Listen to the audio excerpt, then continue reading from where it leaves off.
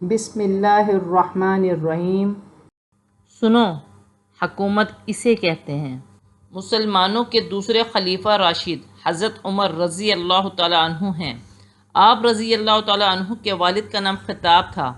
آپ رضی اللہ تعالیٰ عنہ قریش کے خاندان بنو عدی سے تعلق رکھتے تھے۔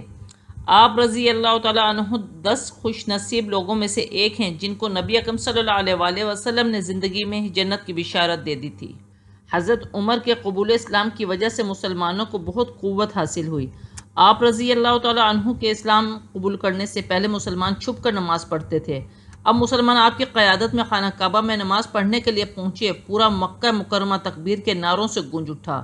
اس دن نبی اکرم صلی اللہ علیہ وآلہ وسلم نے آپ کو فاروق کا لقب عطا کیا۔ فاروق کا مطلب ہے حق اور باطل میں فرق کرنے والا۔ حضرت ابوبکر صدیق رضی اللہ تعالیٰ عنہ کے وفات کے بعد آپ مسلمانوں کے دوسرے خلیفہ منتخب ہوئے۔ آپ نے اپنے دور حکومت میں عدل و انصاف اور خدمت خلق کی اعلیٰ روایت قائم کی۔ آپ اپنی رعایا کی خبرگیری کے لیے راتوں کو گلیوں میں چکر لگاتے تھے۔ آپ نے برائی کا خاتمہ کرنے اور امن کے قیام کے لیے پولیس کا شعبہ قائم کیا اور بروقت انصاف فراہم کرنے کے لیے عدالتیں قائم کیں اور قاضی مقرر کیا۔ آپ رضی اللہ تعالیٰ عنہ نے معاشرے کے کمزور افراد اور بچوں کی کفالت کے لیے وظیفے مقرر کیے۔ آپ رضی اللہ تعالیٰ عنہ کا ایک قول مشہور ہے، اگر دریا فرات کے کنارے بکری بھی بھوک سے مر جائے تو قیامت کے دن مجھ سے پوچھا جائے گا۔ یہاں میں حضرت عمر اور ایک بوڑھی عورت کا واقعہ بیان کرتی ہوں۔ عمر جو پہلے مارتے تھے غریبوں کو، وہی فاروق امیر المومنین اپنے چہرے پر نقاب پہنا گلی سے گزر رہے ہیں۔ ایک بوڑھی اماں پریشان بیٹھی تھی۔ عمر رک گئے، غلام سے کہنے لگے بوڑھی پریشان لگتی ہے، حضور پوچھ لیتے ہیں۔ فرمایا اماں اندر آ جائیں۔ اماں کہنے لگی جاؤ دوڑو اپنا کام کرو۔ کہا تیری مہربانی آنے دے۔ جب ضد کی تو کہنے لگی آ جاؤ۔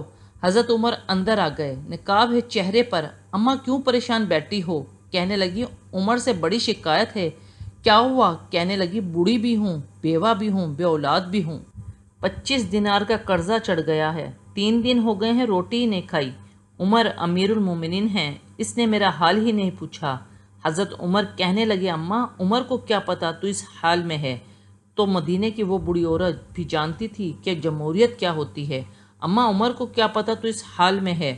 تو وہ اماں بولی، کہنے لگی کیا کہا تم نے؟ عمر کو پتہ نہیں؟ تو عمر کو جا کے میرا پیغام دے دو کہ حکومت چھوڑ دے، اس کے حوالہ کرے جو غریبوں کو پتہ رکھ سکتا ہے۔ نہ ادھر ادھر کی تو بات کر، یہ بتا کہ قافلہ کیوں لوٹا؟ مجھے راہ زنوں سے غرض نہیں، تیری راہ بری کا سوال ہے۔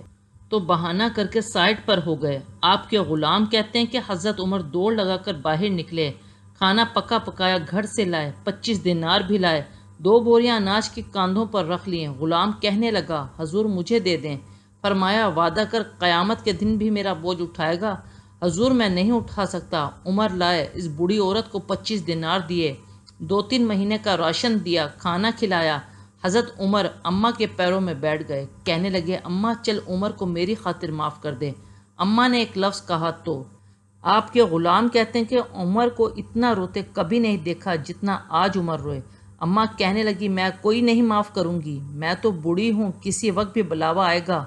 جب میں مروں گی نا، نبی پاک میری قبر میں آئیں گے تو میں عمر کی شکایت لگاؤں گی۔ میں کہوں گی محبوب میں غریب نہیں، مجبور پریشان، آپ نے اس کی ڈیوٹی لگائی تھی، اس نے میرا حال نہیں پوچھا۔ آپ کے غلام کہتے ہیں کہ عمر اس طرح روئے جیسے بچہ بلک کے روتا ہے۔ کہنے لگے اماں اس طرح نہ کرنا، عمر بڑا کمزور ہے، یہ شکایت نہ لگانا، عمر بڑا ماڑا ہے، حضور صلی اللہ علیہ وآلہ وسلم کا سامنا نہیں کر سکے گا۔ اماں کہنے لگی نہیں، میرا دکھ ہی بڑا ہے، میں عمر کی شکایت لگاؤں گی۔ حضرت فاروق اعظم منت کرنے لگے۔ بوڑھی کہنے لگی چل تیرے خاطر عمر کو معاف کیا۔ حضرت عمر کہنے لگے مجھے لکھ کے دے اماں۔ کہنے لگی تم لکھ دو، میں سائن کر دیتی ہوں۔ حضرت عمر نے لکھا فلاں بنت فلاں عمر سے ناراض تھی۔ پھر عمر نے راضی کر لی تو اماں دستخط کرنے لگی تھی کہ مولا علی شیر خدا آ گئے۔ حضرت عبداللہ ابن مسعود آ گئے، اندر آتے ہی کہنے لگے عمر یہاں کھڑے ہو، میں سارے مدینے میں ڈھونڈ آیا ہوں، وہ ملک شام کے کچھ سفیر ملنے آئے ہیں۔ اماں فٹافٹ اٹھ گئی، ہائے یہ عمر تھا، عمر کے سامنے کہتی رہی۔ فاروق اعظم کہنے لگے نہ اماں تو وعدے پر قائم رہے، تو نے جو کیا ٹھیک کیا، سائن کر۔ اماں نے دستخط کیے تو حضرت عمر حضرت علی شیر خدا کو خط دے کے کہنے لگے علی گواہ کے سائن آپ بھی کر دو، عبداللہ بطور گواہ تم بھی دستخط کر دو۔ جب سائن کر دیا تو حضرت عمر نے رکا لپیٹا اور حضرت علی کو دیکھ کے کہنے لگے، علی مجھے امید ہے میں تم سے پہلے دنیا سے چلا جاؤں گا، جب میں مر جاؤں تو یہ رکا میرے کفن میں رکھ دینا۔ میرے نبی نے اگر پوچھا عمر میری امت کا کیا کر کے آئے ہو تو میں رکا نکال کے عرض کروں گا، مولا ایک بوڑھی اماں ناراض تھی، میں اسے بھی راضی کر کے آیا ہوں۔ سیدنا عمر فاروق رضی اللہ تعالی عنہ غیر معمولی صفات کے مالک تھے۔ نبی اکرم صلی اللہ علیہ وآلہ وسلم نے آپ رضی اللہ تعالی عنہ کے بارے میں فرمایا، جس راستے سے عمر گزرتا ہے شیطان اس راستے کو چھوڑ دیتا ہے۔ آپ رضی اللہ تعالی عنہ نے 22 لاکھ مربع میل علاقے پر حکومت کی۔ آپ کے دور میں امن و امان قائم تھا۔ آپ رضی اللہ تعالی عنہ 10.5 سال تک مسلمانوں کے خلیفہ رہے۔ ایک دن آپ فجر کی نماز پڑھا رہے تھے جب غلام ابو لؤلؤ فیروز نے آپ پر حملہ کر دیا۔ اس حملے میں آپ رضی اللہ تعالی عنہ شدید زخمی ہو گئے اور اسی زخم کی وجہ سے یکم محرم الحرام 24 ہجری کو شہادت کے مرتبے پر فائز ہو گئے۔ حضرت عمر فاروق رضی اللہ تعالی عنہ کی زندگی دنیا کے تمام حکمرانوں کے لیے مشعل راہ ہے۔ آج بھی اگر ان کے طریقے کے مطابق حکومت کی جائے تو وہ ساری برکات حاصل ہو سکتی ہیں جو ان کے دور میں ہوئیں۔